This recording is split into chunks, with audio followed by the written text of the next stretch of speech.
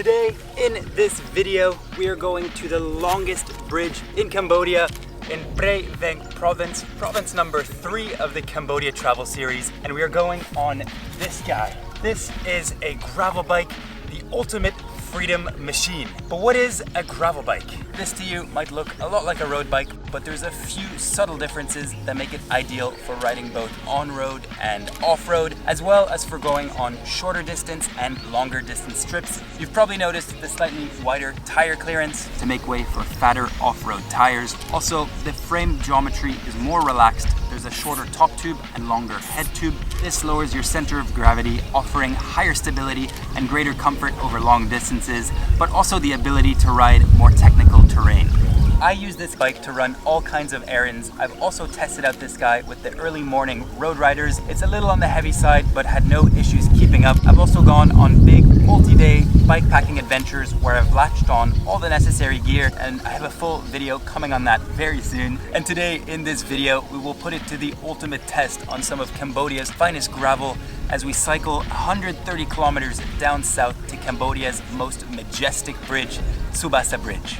We did this ride a few months back, and admittedly, this is a bit of a random video to include in the Cambodia Travel Series, but I don't know when else or why else I'll be going to Prey Veng Province. Anyway, with all that said, welcome to episode 3, Prey Veng.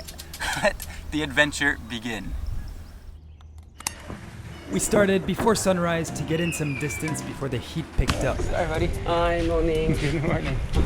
It's that weird time in the morning where the bars outside the house are closing and the cyclists are surfacing. Okay, off to meet the guys. And then we've got 130 countryside Ks coming our way.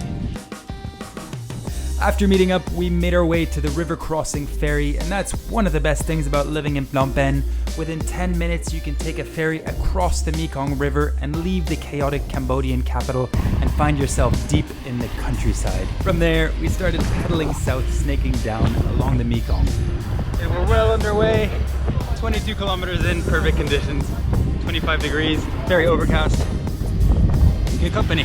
And the further you get from the city, the more rural it gets, and generally the more friendly people become, and everyone starts saying hello to you. Hello! Wow, that's amazing. And then we hit the Cambodian gravel, quite the mud bath. Yeah, let me get this on camera.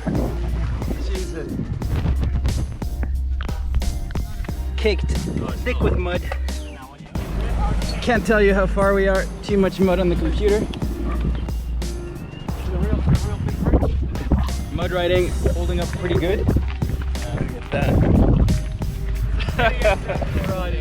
Oh, let's go. We kept pedaling south and entered the densely populated and agricultural rich Prey Veng Province, province number 3 of the Cambodia Travel Series. And the bridge is just in sight, peeking through the trees over there. Wow, massive bridge in the middle of not much.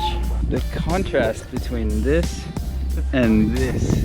Today, xin chào. And before crossing this majestic bridge, we felt it was only respectful to clean our muddy bikes. The ultimate snack. So this right here is sticky rice. It's basically rice, banana, and beans, and I think this one has a bit of jam. So really the perfect snack when you're out cycling.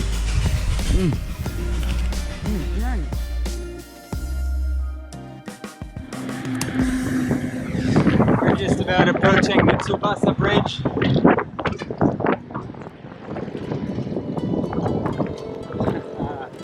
What a beautiful feat of engineering this is. The Tsubasa Suspension Bridge. Tsubasa Bridge, right here.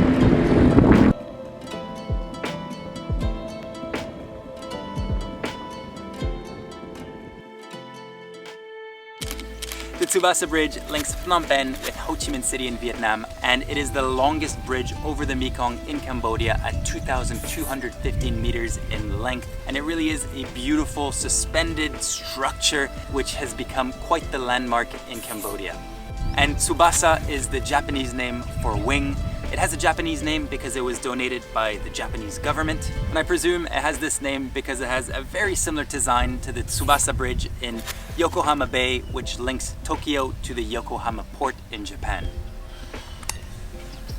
That marks the end of the adventure. We then cycled the 60 or so kilometers back to Phnom Penh on a mix of road and gravel. I sort of stopped filming after this, apart from when we reached our century ride status. 100K and counting. And overall, this guy and this guy on this guy, we held up really well. It was a very comfortable ride. We got to experience a bit of everything from gravel to mud, to chunky rocky terrain, to flat roads.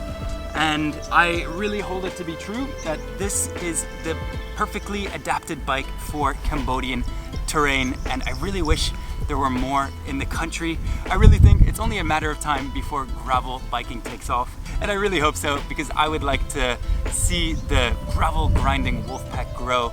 There's less than a dozen of us at the moment, and it's a whole lot of fun. Anyway, I am getting hungry, so I'm gonna go find myself some sticky rice for breakfast. I'll catch you in the next one.